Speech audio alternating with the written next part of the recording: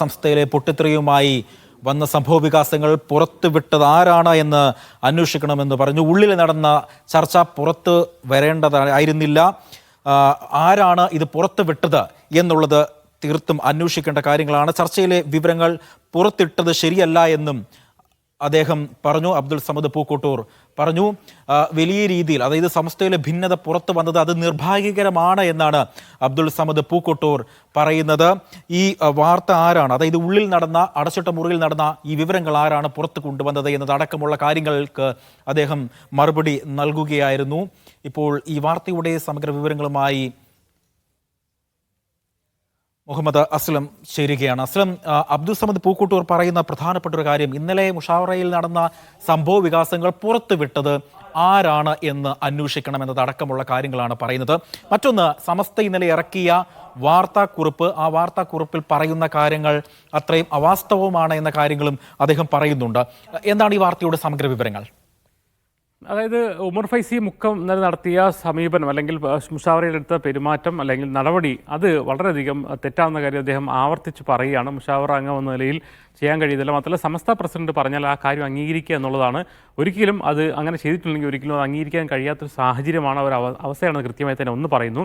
രണ്ട്, ഇത് സംബന്ധിച്ച് ഡോക്ടർ ബഹാവുദ്ദീൻ നദ്വിയുടേതായ ഒരു ശബ്ദ സന്ദേശം പുറത്തു വന്നിരുന്നു. അത് അദ്ദേഹം അദ്ദേഹത്തിനെതിരായ വാർത്ത, അദ്ദേഹമാണ് മുഷാവറയിൽ നിന്ന് ഉമർ ഫൈസിയോട് പുറത്തു പോകാൻ പറഞ്ഞു എന്നൊരു വാർത്ത ഒരു ചാനൽ കൊടുത്തതിനുള്ള അദ്ദേഹത്തിൻ്റെ പ്രതികരണം മാത്രമാണ്, അല്ലാതെ അദ്ദേഹമല്ല വാർത്ത പുറത്തു വിട്ടതെന്ന് അദ്ദേഹം പറയുന്നുണ്ട്. കാരണം വാർത്ത നമുക്കറിയാം, മീഡിയ വൺ ആദ്യം പുറത്തുവിടുന്നത് 4 മണിയോട് കൂടിയാണ്. ആ വാർത്ത 4:30-5 മണിക്ക് മുന്നോടിയായി തന്നെ ആ വാർത്ത വരുന്നുണ്ട്. പക്ഷേ ഈ ശബ്ദ സന്ദേശം വരുന്നത് തന്നെ 7 മണിയോടുകൂടി, 7 മണിക്ക് ശേഷമാണ്. അതായത് ഈ വാർത്തയൊക്കെ വന്നതിന് ശേഷം ഒരു ഓൺലൈൻ മാധ്യമപ്രവർത്തകൻ അദ്ദേഹത്തോട് ചോദിച്ചപ്പോഴാണ് അദ്ദേഹം അതിന് മറുപടി ആയി താനല്ല അത് പറഞ്ഞെന്ന് പറയുന്നുണ്ട്. യഥാർത്ഥത്തിൽ അദ്ദേഹമല്ല അത് പുറത്തുവിട്ടതെന്ന് അതിൽ നിന്ന് വ്യക്തമാക്കുന്നതായി പറയുന്നു. ഒന്ന്, രണ്ടാമത്തെ കാര്യം, ഈ ബഹാവുദ്ദീൻ നദ്വിയുടെ ആ ഒരു ഓഡിയോ സന്ദേശത്തോടു കൂടി അത്തരം സംഭവം മുഷാവറയിൽ നടന്നതായി സ്ഥിരീകരണം വരുന്നു എന്നതാണ് സമദ് പൂക്കോട്ടൂർ പറയുന്ന ഒന്നാമത്തെ കാര്യം. രണ്ടാമത്തെ കാര്യം, ഇത് നിഷേധിച്ചുകൊണ്ട് ഇറക്കിയ വാർത്താക്കുറിപ്പ് അതിനെ ഓൺ ചെയ്യാൻ സമസ്തയുടെ ഒരു നേതാവ് കൂടിയായ സമദ് പൂക്കോട്ടൂർ തയ്യാറാവുന്നില്ലുള്ളതാണ് ഗൗരവപ്പെട്ട കാര്യം. അതിനെക്കുറിച്ച് നിങ്ങൾ ജനറൽ മാനേജർ മോയിൻകുട്ടി സാഹിബിനോട് ചോദിക്കണമെന്നാണ് പറയുന്നത്. കാരണം നടന്ന സംഭവത്തെ നിഷേധിക്കുന്ന നടപടി, അതിൽ തന്നെ ആരാണ്, നേരത്തെ തന്നെ നമ്മൾ പറഞ്ഞിരുന്ന വാർത്താക്കുറിപ്പിൽ ആരാണ് ആ വാർത്താക്കുറിപ്പ് ഇറക്കിയതെന്ന് ജനറൽ സെക്രട്ടറി എന്നല്ലാതെ പേര് പറയുന്നില്ല, ഒപ്പില്ല.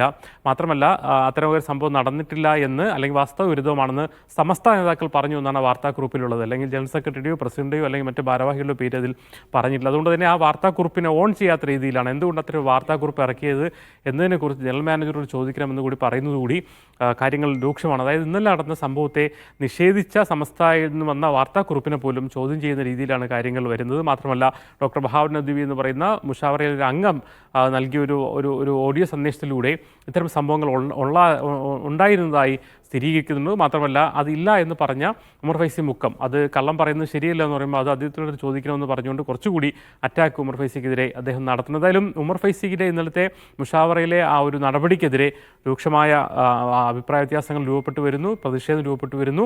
അതിൽ സമദ് പൂക്കോട്ടൂർ കൃത്യമായി തന്നെ അത് കടുത്ത അച്ചടക്കലംഘനമാണെന്ന് വളരെ വ്യക്തതയോടെ പറയുന്നു. അത് നിഷേധിച്ചുകൊണ്ടുള്ള സമസ്തയുടെ വാർത്താക്കുറിപ്പിനും പോലും അംഗീകരിക്കാത്ത, അല്ലെങ്കിൽ അതിനെപ്പോലും ഓൺ ചെയ്യാത്ത രീതിയിലുള്ള ഒരു സമീപനമാണ് എടുത്തത്. എന്തായാലും രൂക്ഷമായ അഭിപ്രായ വ്യത്യാസങ്ങളും പടലപ്പിണക്കങ്ങളും തന്നെയാണ് സമസ്യ ഉണ്ടായിക്കൊണ്ടിരിക്കുന്നത്. എന്തായാലും ഉമർ ഫൈസി മുക്കത്തിനെതിരെ നടപടി വേണമെന്ന ആവശ്യം എന്തായാലും ശക്തമാവുകയാണ്. നമ്മൾ ഉമർ ഫൈസി മുക്കത്തിൻ്റെയും പ്രതികരണം തേടുന്നുണ്ട്. അദ്ദേഹത്തിൻ്റെ പ്രതികരണം വൈകാതെ വരുമെന്നാണ് പ്രതീക്ഷിക്കുന്നത്.